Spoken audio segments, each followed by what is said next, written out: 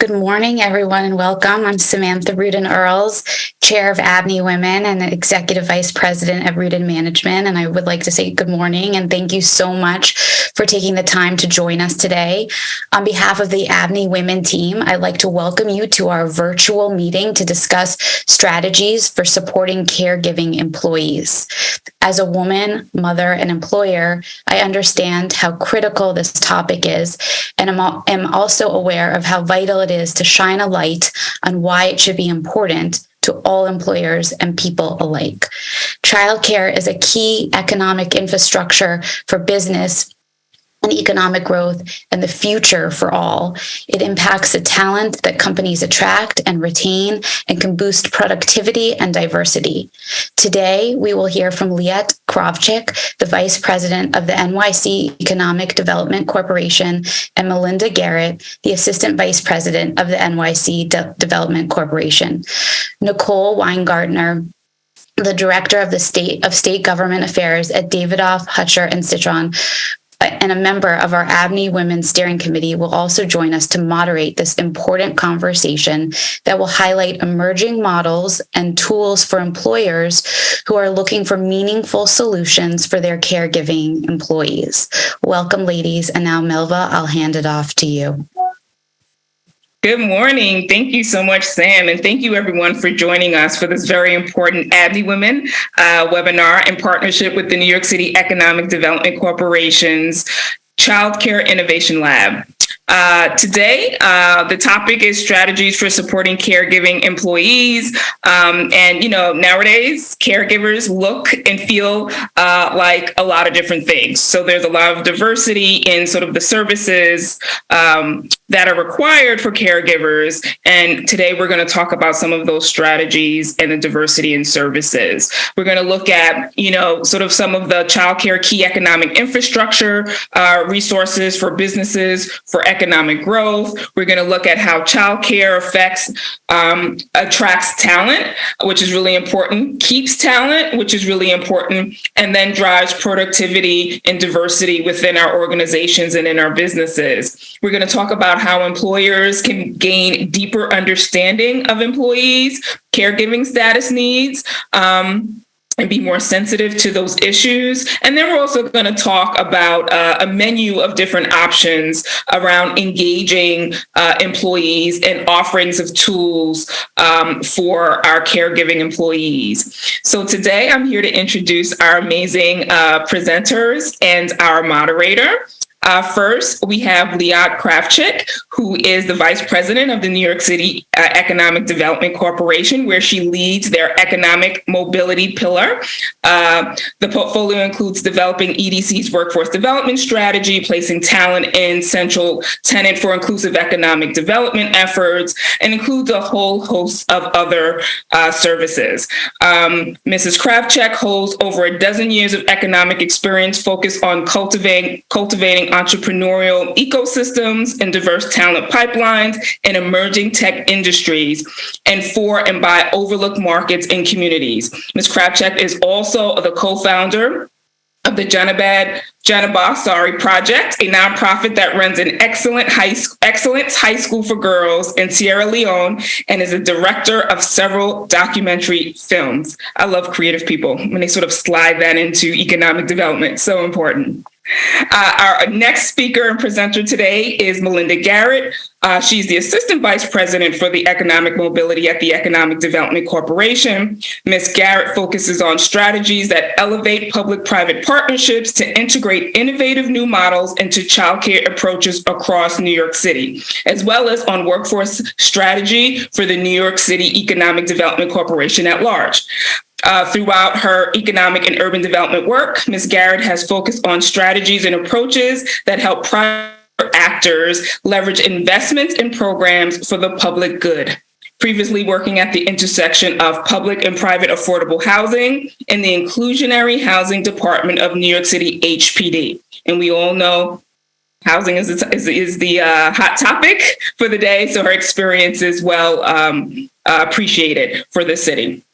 And to moderate the Q&A portion of today's discussion, we have Nicole Weingartner, who is a registered lobbyist and the Director of State and Government Affairs in the New York City office of Davidoff, Hutcher, and Citron's Government Relations Group. More importantly, she is on our ABNY Women Steering Committee and is very active in our ABNY network and our ABNY family altogether.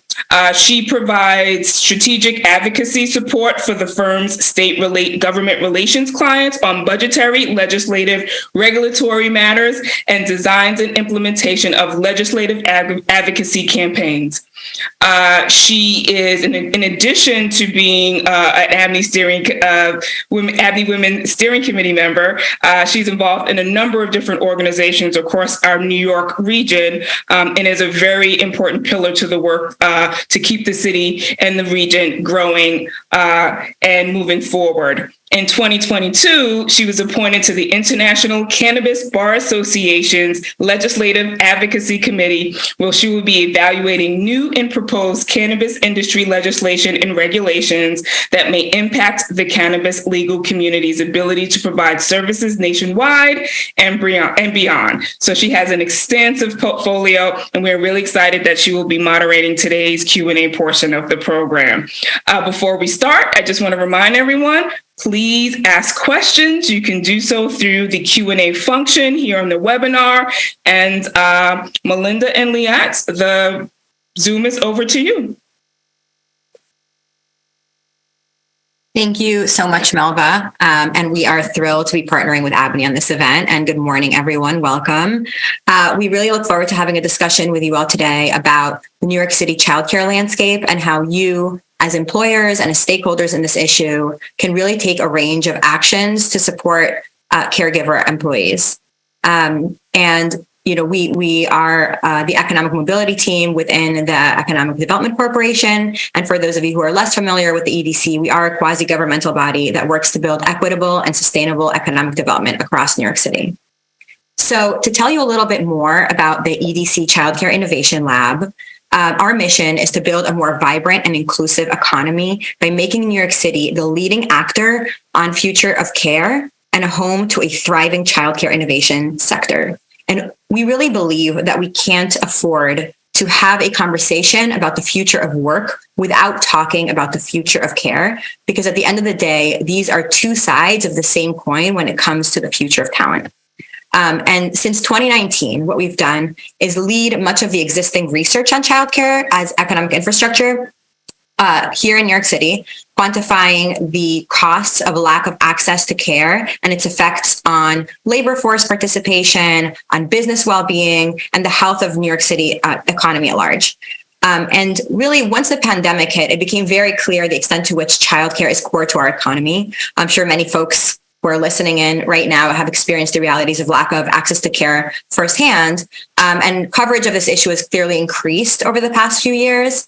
But while we continually now hear about the crisis and all of its related terms, starting with the she session and then the Great Resignation and then, now quiet quitting, what we don't hear enough about are what are the solutions. And so that's why we're really focused on catalyzing public and private sector solutions and innovations that pave a more accessible and equitable future of care. So to give a little bit of context about why we're here, in the summer of 2022, as part of Mayor Adams's childcare blueprint, we released a childcare toolkit for New York City employers. And what we're going to be doing today is reviewing some of our recommendations. And the toolkit was born out of multiple studies that we carried out with employers across the city in the past 2 years, thinking about how employers envision their role in supporting caregivers. And this included an in-depth study of 30 HR and benefits leaders across New York City companies, which represented 11 key industries with both standard and non-standard work hours and both hourly and salaried employees. And these employers that we interviewed for this last study, employ about 30,000 New York City workers. And some of our key findings were that employers felt they needed to better understand 4 key things. The first is really understand what are their caregiver employee needs. The second was, what are the costs and ROI of investing in care? And then even employers who already were interested and determined to support working caregivers, they lacked a concrete menu of options on what actions they could take. And then even when they had a menu of options that were concrete, what they needed were partner companies that would actually be able to operationalize these type of solutions. So that's why you'll see that throughout the presentation today, we do mention some FamTech companies. And for those of you who are unfamiliar with the term FamTech, so it's technologies that benefit families. So we mentioned some FamTech companies today who implement these solutions on behalf of employers and families. So to walk us through our session today, what we're going to do is start with the New York City childcare crisis and explore its effects on businesses, employees, and the economy. And then we'll dive into how you can gauge your employee caregivers' status and needs, and the importance of assessing ROI of childcare practices. And then we're going to dive into some of the solutions using the toolkit as a guide. This will include some models and tools that may be new to you, and we'll also let you know about some of these FamTech companies that I mentioned earlier. And then we'll wrap up with some next steps. So I'll jump right into section 1, where we will review the childcare crisis in New York City, so that everyone here has a baseline understanding of where we are. And then we'll dive into some important needs assessment tools. Okay, so let's take a look at the New York City childcare crisis. As many of you are already maybe all too familiar with, childcare is extremely unaffordable for most New Yorkers. So home-based daycares today cost about $13,000 a year, and center-based daycares cost about $23,000 a year. And in effect, what that means is that childcare is unaffordable to about 80% of people who are pursuing home-based daycare options, and it's unaffordable to 93% of New York City families who are looking at center-based care. And for those of you who, just to explain what affordability means in our case, it's really, we'll take the federal definition of affordability, which means not spending more than 7% of your income on care. And so what happens is, even though families are paying an exorbitant amount for childcare, that's often not enough to actually cover the cost of providing care. And as a result, we don't have sufficient childcare seats in New York City.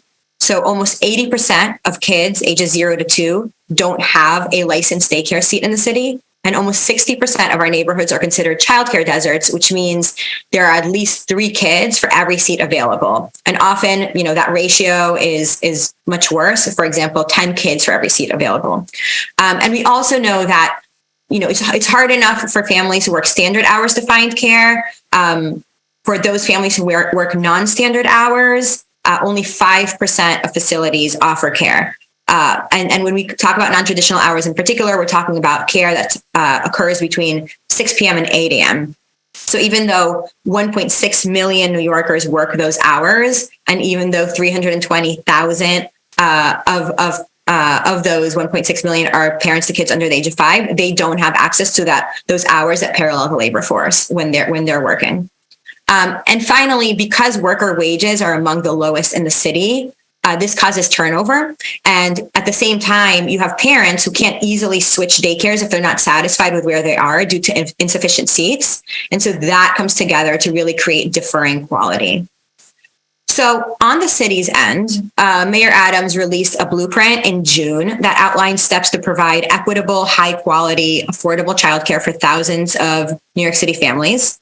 It includes 18 strategies, which comprise about $800 million in planned investments to support childcare service delivery. And this really brings childcare spending over the next 4 years to about $2 billion. And while the city is highly committed to improving the sector, we really want to highlight that private sector engagement can be a real critical force multiplier to the city's efforts here. And that together we really can establish a more robust and quality childcare system that's more accessible to New Yorkers. So how does this affect you as the private sector or your employees? And how does this affect the city's economy at large? So on the employer end, even before COVID, U.S. businesses lost about $12.7 billion a year to childcare challenges, right? And these costs have only increased during the pandemic, and we'll dive into more specifics on the cost of businesses in the next slide. For employees, even before the pandemic, the labor force participation rate of women with young kids was under 70%, which is lower than most other large US cities.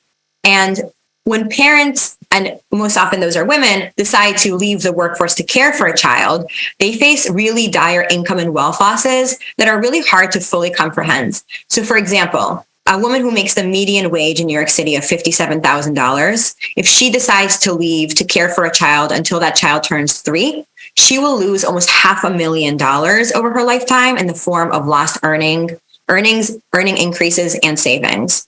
Right? So it's much more dire than we imagine. Often the opportunity cost is seen only as the immediate lost earnings. And the crisis also has severe consequences for the economy at large. So in our research, we estimated that about 375,000 New York City parents either downshifted a job or left their jobs altogether during COVID-19 due to lack of childcare access. And we estimated that in fiscal year 2022, this led to about a $23 billion decrease in economic output, almost $6 billion drop in disposable income, and $2.2 billion less in tax revenues, which is about 4% of our tax base. And what's important to note here is that care needs will only continue to grow. So already the majority, and we're talking about almost 3/4 of employees are caregivers today. And in New York City, about 1/3 of employees are currently parents to kids under the age of 18. And many more, of course, are taking care of elderly dependents or other adults with special needs. And the care crisis sits at this convergence of several macro forces that are occurring, right? So we're seeing an increased demand for a more versatile and human-centered future of work. We're seeing a greater focus on addressing mental health and burnout. We're seeing widening inequality that is stunting equity and economic mobility goals. And we're seeing a growing sandwich generation in need of support, especially as the aging population exponentially grows. So as employers look to meet these growing demands, we want to help you think about how to deliver a childcare strategy that is employee-centered, data-driven, innovative, customizable, and that has an ROI. So let's zoom in a little bit more on how employers are affected in particular. So on the talent attraction end, just to give you some of these stats, and we will be sending this deck along afterwards, caregivers value childcare at the same level as salary, equity, paid time off, and healthcare when they're looking for a new role. In terms of productivity, over 70% of working caregivers said that better childcare would make them more productive. Talent retention is also a serious concern. Over 80% of parents with kids 0 to 5 say that childcare benefits are an important factor in retention. And for those of you who may have gone through layoffs in the past couple of months, you may want to particularly consider caregiver benefits as beneficial to retaining the talent that you have decided to keep in-house. And finally, when it comes to talent diversity, we know that diverse companies have higher financial returns, and caregiver support is particularly critical for diverse talent engagement, especially because women, older adults, and racial and ethnic minorities are more likely to be caregivers.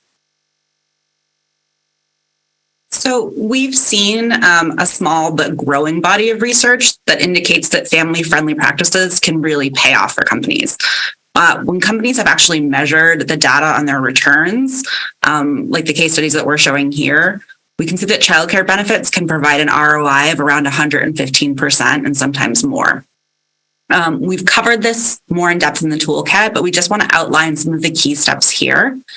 First, it's critical to understand your employee makeup, such as the number and types of parents or caregivers in your organization. And in the toolkit, we've included a sample survey and a guide on how to do a childcare needs assessment.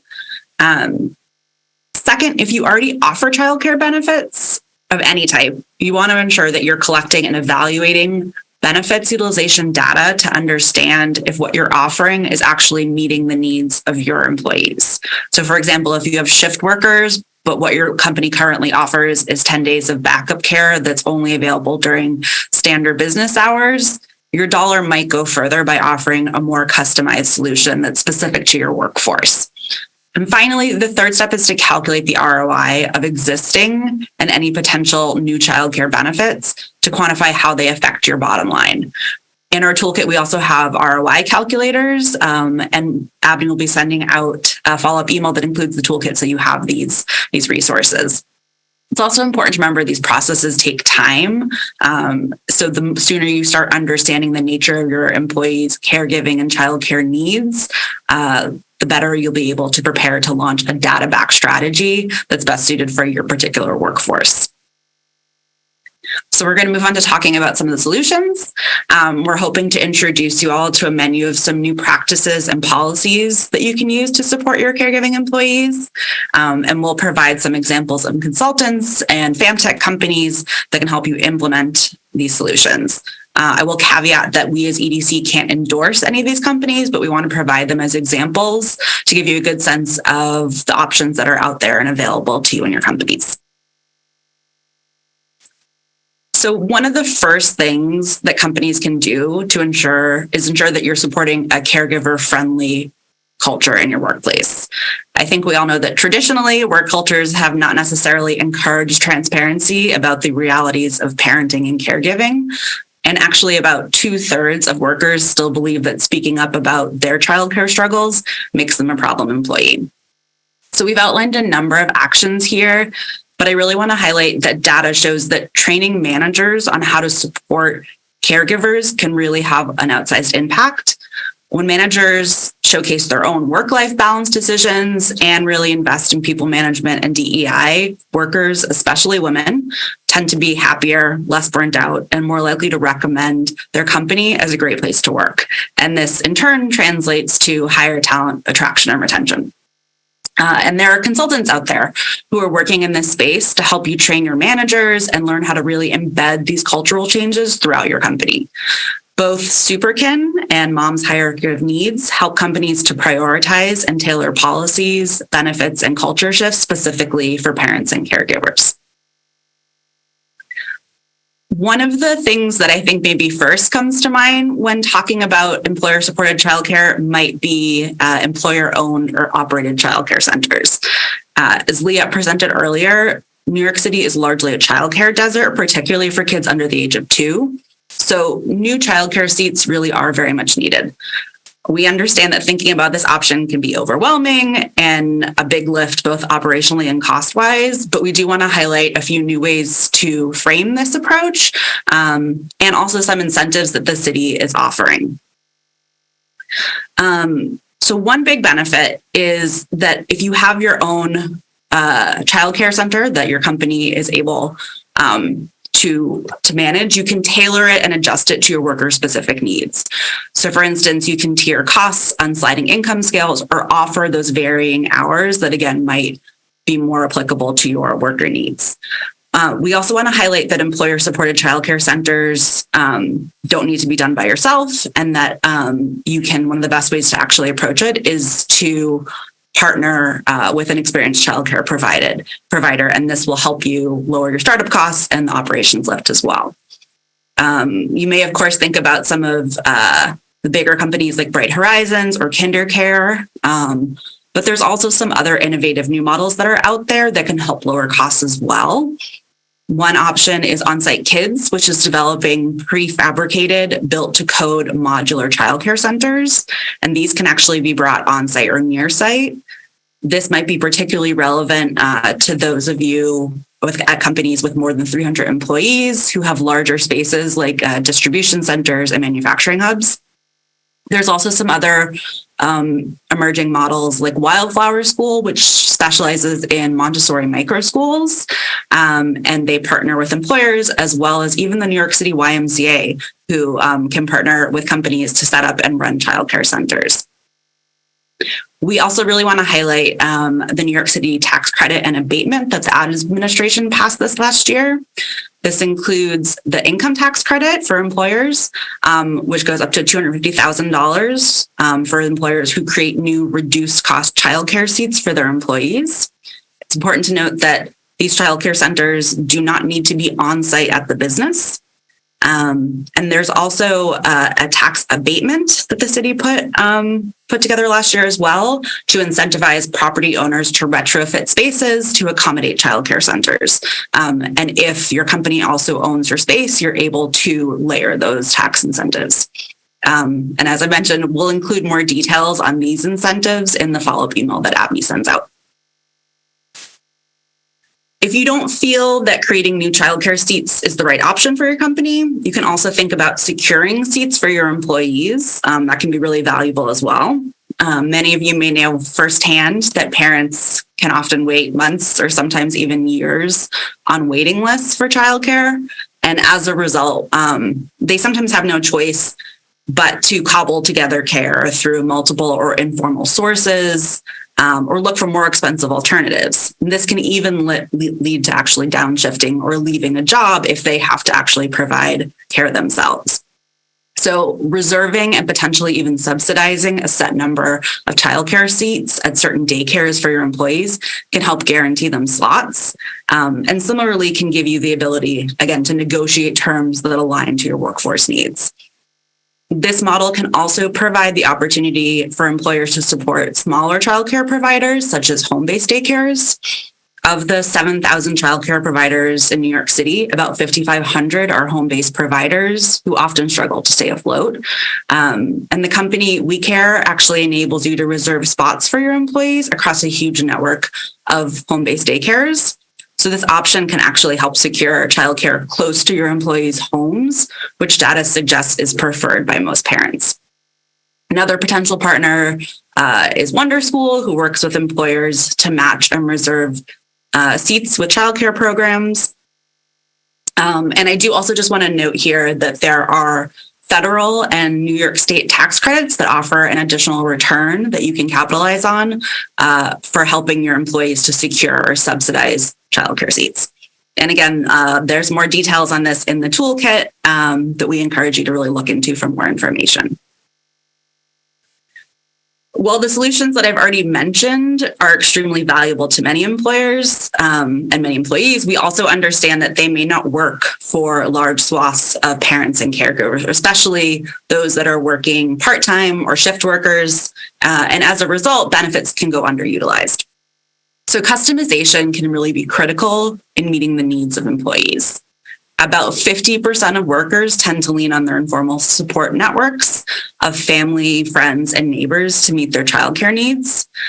And there are some innovative new care models out there, like Carefully, which is an online parent cooperative that allows parents to connect with people they know and trust to exchange care affordably.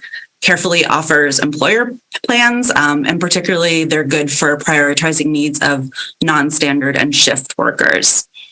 Another example where customization benefits can provide big returns is in supporting mothers returning to the workforce after giving birth.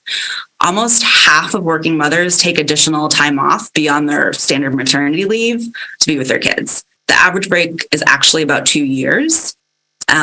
So one approach is to look at new structures that enable co-work and co-care arrangements. This can include partnering with companies which offer regulated dual-purpose spaces like Workplace and Big and Tiny, where mothers don't have to choose between having a productive work environment and breastfeeding their child, for example.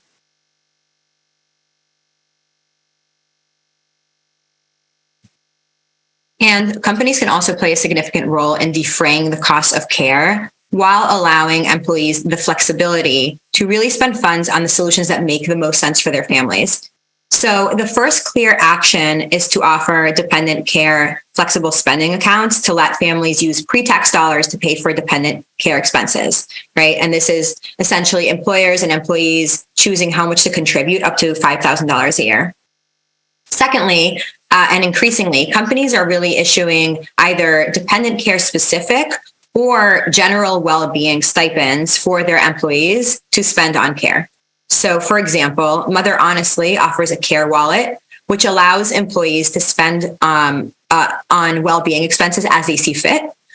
Mother honestly serves as the intermediary, approving expenses based on predetermined categories, so employees do not have to disclose personal details to the employer. So, for example, if an employee is going through an abortion, they don't have to disclose that to the employer, but they still have some of those expenses covered.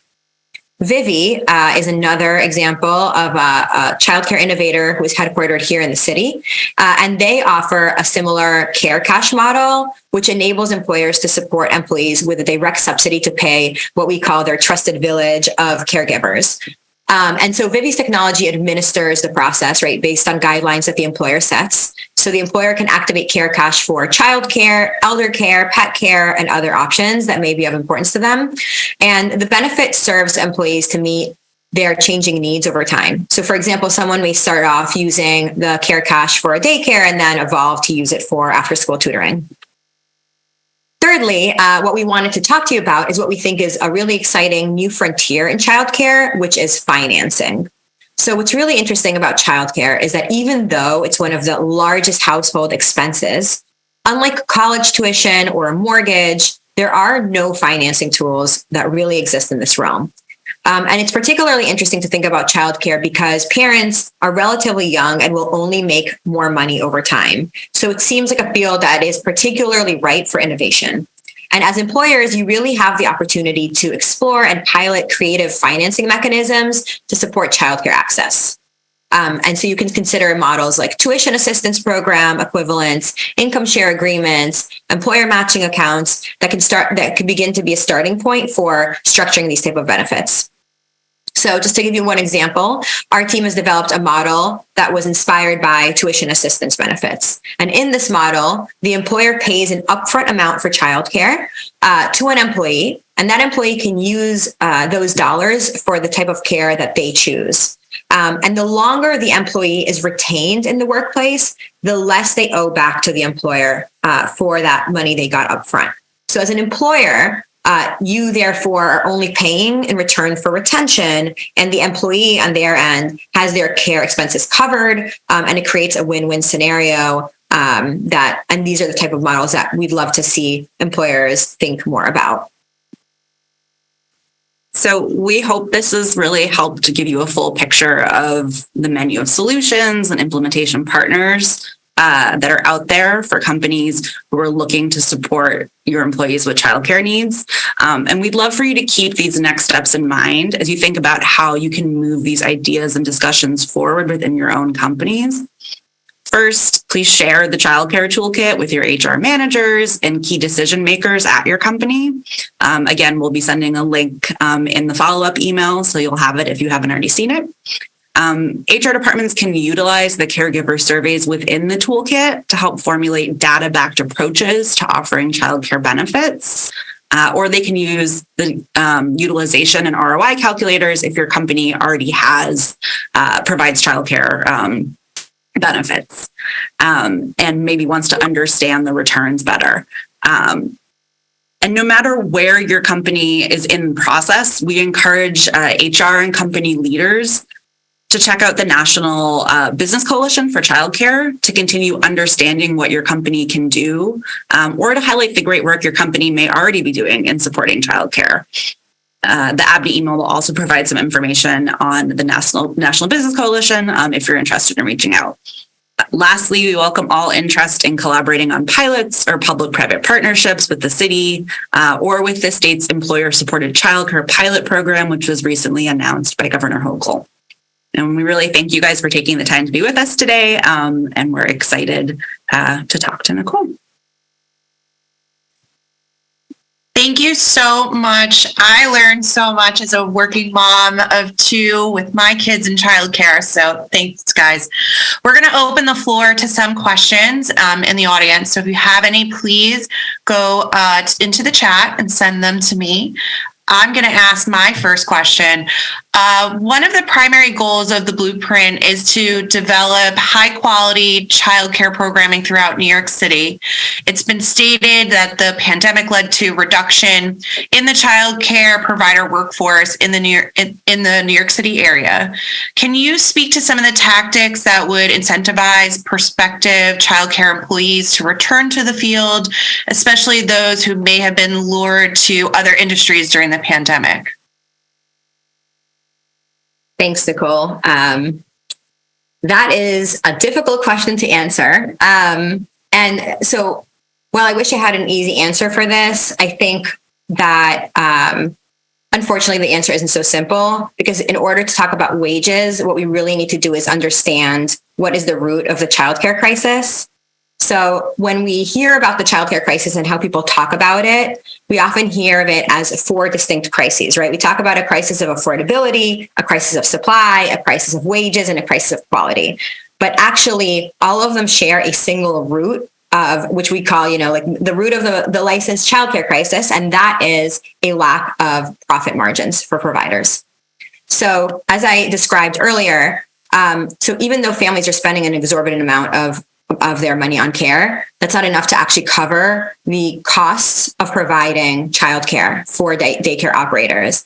And as a result, they have almost no margins left, right? There's almost no revenue margins left, and they have almost no money left to pay their workers, right? Daycare workers are among, no matter how you cut it, whether part-time or full-time, they are either the worst paid profession in New York City or the 5th worst paid profession in New York City.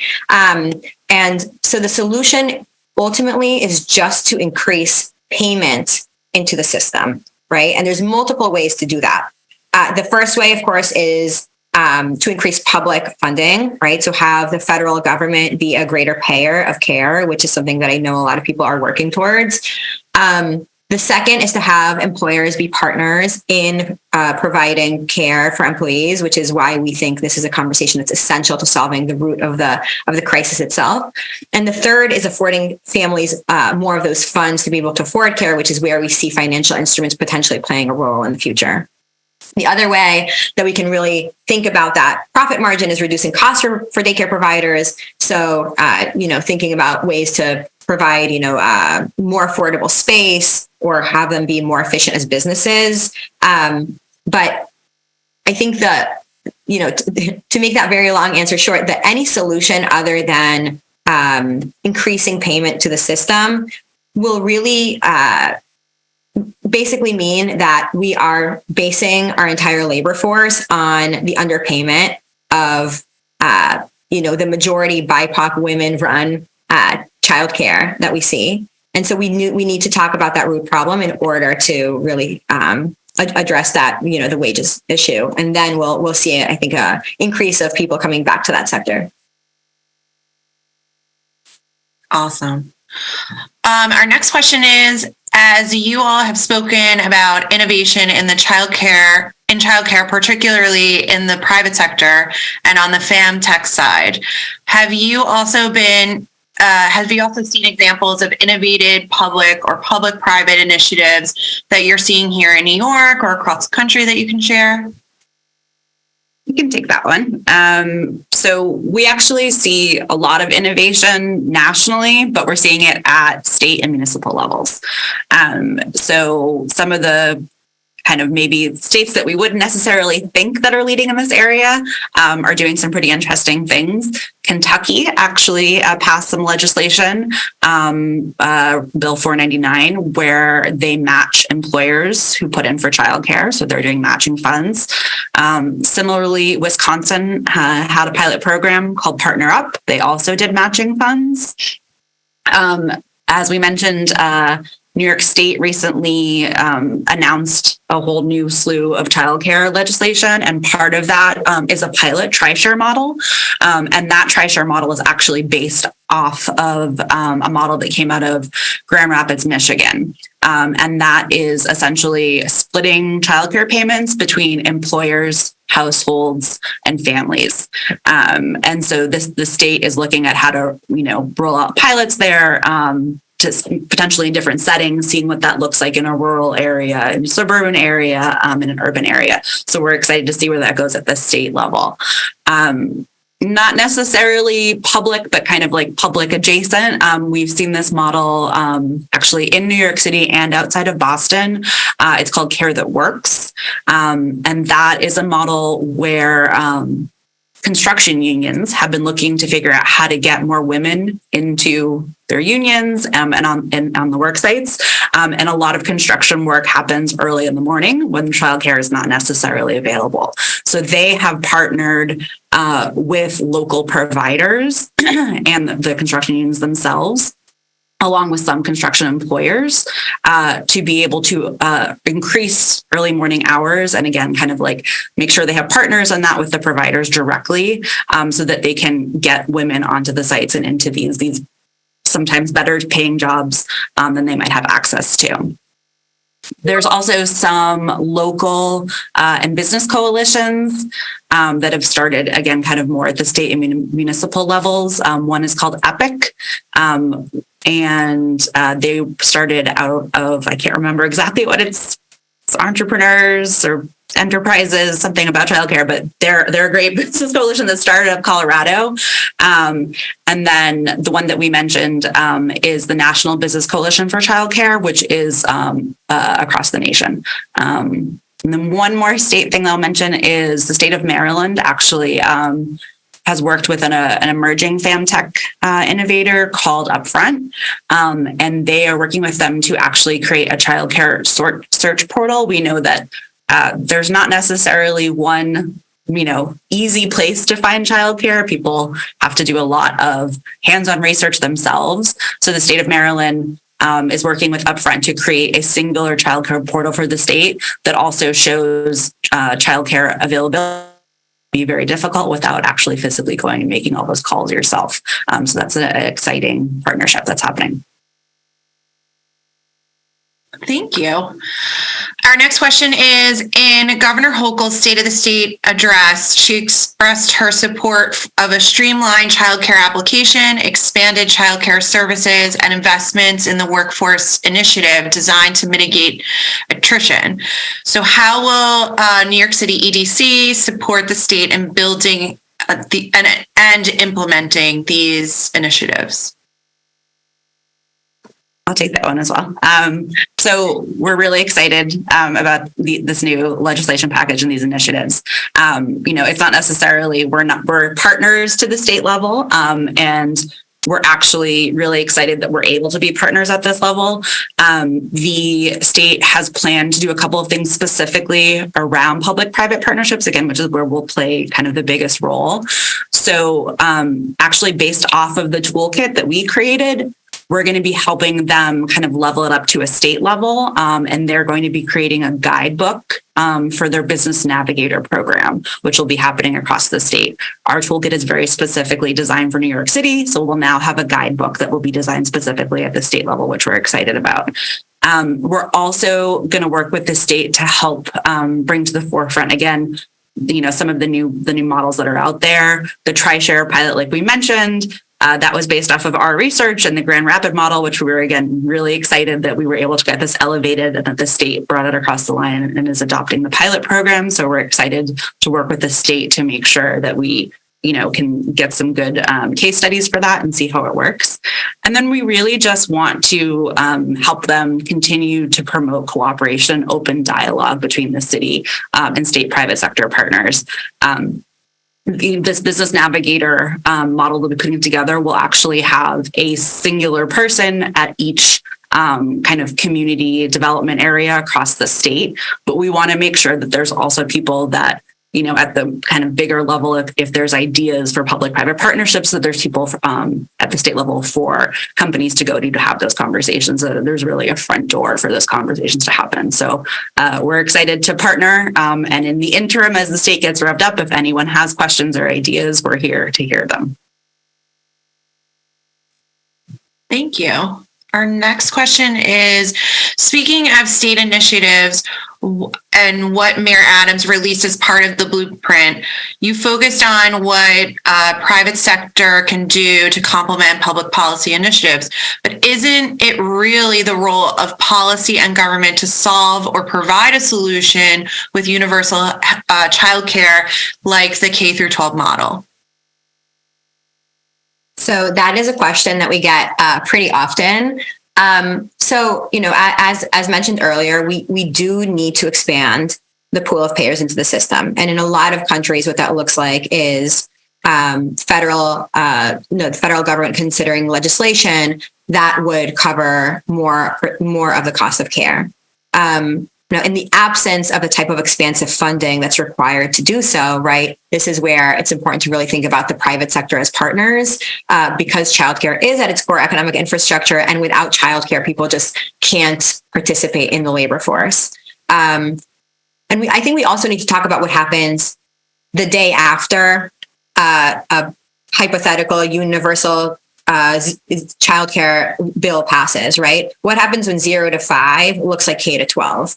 And I think, a lot of people understand that while, of course, it would be wonderful to have, universal childcare, what that essentially means is 6 hours and 20 minutes of care a day, right? And we know that does not parallel the labor force, and we know that it does not work for an immense amount of families who might be working nights or shifts or weekends, or who prefer to leave their kids with trusted family, particularly when they're very young. So if we were to consider developing childcare solutions, right, if we were like the private sector and we were thinking about childcare solutions that meet the needs of consumers, we would never really be satisfied with an answer that's 6 hours and 20 minutes of care a day, right? It's like paving a road to work that's only open part of the day. You just can't get there, right, the rest of the day. And so employers, even after legislation passes, will continue to play a role in supplementing that care to parallel the labor force, so that people don't have to choose between work and their families. Okay. Another from the audience. How does 800 million in the mayor's budget affect the numbers that you discussed at the outset? Will the investment make a huge difference, or what is the estimate of increased coverage? Liat and Melinda, even though this question is best for the city, do you have anything to add if the blueprint investment will make that huge of a difference in a crisis? Yeah, so it depends on how you think about it. I mean, this investment is an enormous help to a lot of families across New York City. It's going to increase access to childcare for more than 40,000 New Yorkers. And so, yes, that makes a huge difference, right? Is it enough to cut? What happens is there's two different ways of thinking about payers here, right? One is the payment that often government provides helps support families who cannot afford childcare, right? It's in lieu of the payment that a family would pay. It's not growing the pie, it's slicing the pie more equitably, right? And so we need to be thinking about both. We need to be thinking about how do we make sure that families who can't access childcare have local government support them and make sure that their families can access care. And we also, in order to solve the childcare crisis, need to grow the pie beyond covering that cost of care, so that we can increase the revenue margins and therefore pay worker wages that are more fair, and also expand childcare seats. So there's a lot that is, the blueprint is doing, including a lot of the tax abatement and business income tax credits that Melinda mentioned earlier. So there's a lot of really exciting things that are happening, but it still requires partnership with other entities to make sure that we make the type of impact that we want in the space. Great. Another question from the chat. Can you give examples of successful FamTech tools?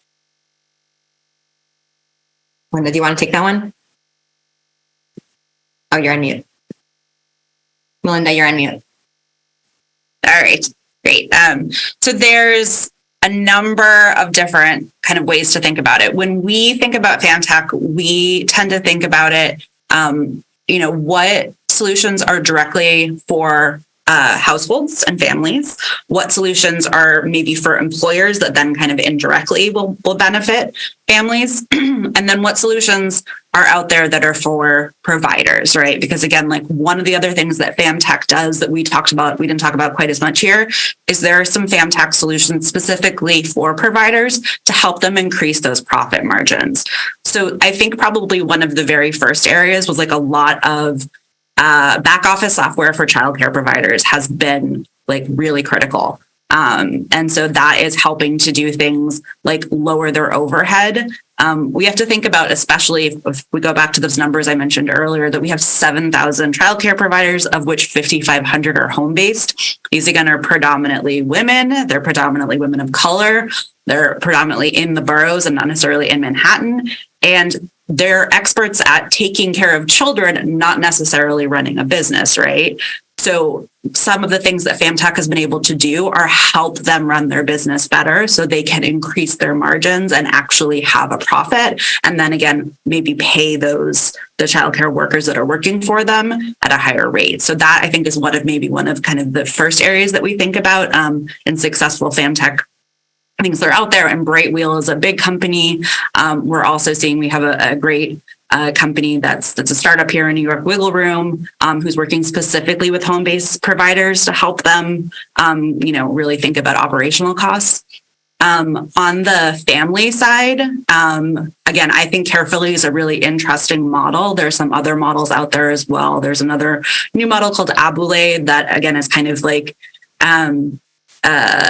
social networking for caregivers. So again, how can you create and keep in touch with people that you trust to create like care circles, right? So if you're going to go out on a Saturday night and need someone to babysit, like where can you have an easy community where you can communicate people that are either your friends, your neighbors, people that that you've met at daycare, other daycare moms, and just a way to communicate those things. And some of ABNY specifically has like essentially a point system or a coin system. So say you pick up your friend's kids from daycare a couple days a week, you earn some points that then can be used and passed along to someone else, actually maybe to cover the cost of a babysitter. So I think there's some really interesting models out there specifically for families.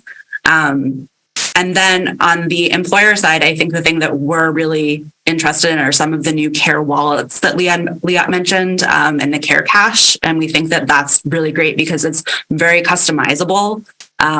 And again, it's a really kind of simple tech solution that allows people to use care coverage as they need it. They can actually pay, if you have a parent or a friend that you want to pay again versus going to a childcare center. We know, especially in immigrant communities, that a lot of people don't want to take their kid to a childcare center. They don't want to use that backup care that might be offered at their office, right? They want to have their parent watch their kids. They want to have their, an aunt or uncle watch their kids.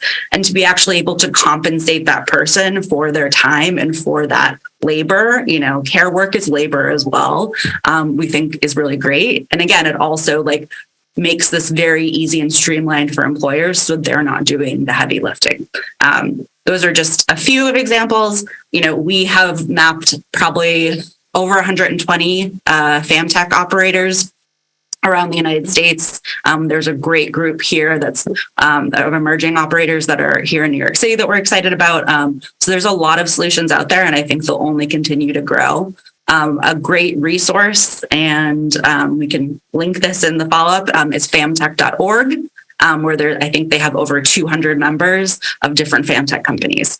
And actually, one thing I'll just say too is one of the things that when we're thinking about FamTech, we've been talking about specific to childcare though, things like HelloFresh, Blue Apron, that's FamTech, right? This is something that's helping you do something more efficiently so that you have more time to spend with your family. So sometimes things that we haven't thought of historically as FamTech, like if we actually think about it again, is how, what is technology that's helping families and serving families? Even things like that, we really consider FamTech. Well, thank you so much. Thank you, everyone, for your questions. What I learned today was the fact that I don't think there's one answer or one blanket solution for, our situation, our personal situations with childcare. So it's really great to hear that there's all these different innovations going on. Liat and Melinda, before I kick it over to Melva, can you just go over our next steps again and how the audience can contact you? Sure. So again, share the employer toolkit. ABNY is going to send a follow-up email, and we're going to have a link in there for the toolkit so you can easily share that. We're also going to send along this deck At the end, we'll have a couple of useful resources, which will include the information for the National Business Coalition for Childcare. It'll also include information on the tax incentives. And we're going to also include a taxonomy of some of those FamTech companies, which you can just click on so you can explore right there. Within your company, give the employer toolkit to your HR departments, give them to people that you think, share it around, and utilize the tools that are in there, the caregiver survey, the ROI calculators. Again, if your company is doing something already, highlight that, talk about it, join the National Business Coalition. We want to hear about that. Let us know about that. Our email is at the bottom there, childcarelab at edc.nyc. And then again, if you're interested in collaborating, if you're interested in doing pilots, public-private partnerships, or even just talking to us more, please reach out. We're happy to hear from you.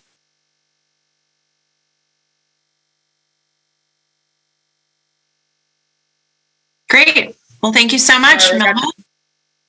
I got stuck. I couldn't unmute.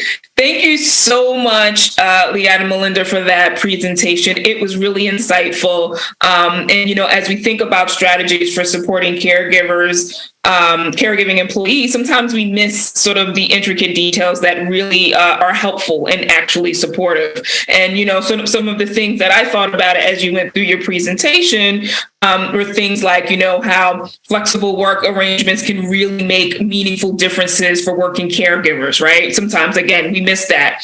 Also by offering flexibility and empathy, right, to employees with caregiving responsibilities, employers can really encourage trust, promote employee growth, build loyalty amongst the ranks, really understanding that, folks have caregiving responsibilities and they have other responsibilities at home. It also made me think about how caregivers are often deterred from disclosing, their caregiving responsibilities, and that nearly half have not informed their employers because they fear that it will negatively impact their careers for promotion or raises or whatever. So, today we really heard best practices that I think could be really useful. And more importantly, there's a toolkit to help. Right? And we'll be sharing the link to that toolkit in the follow-up email.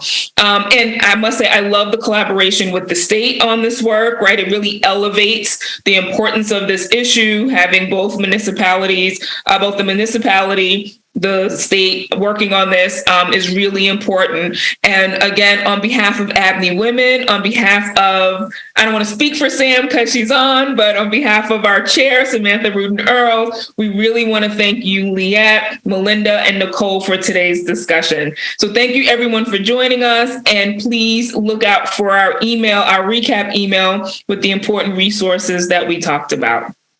Thank you, everyone. Thank you so much. Thank you all. Have a good day. Have a great day.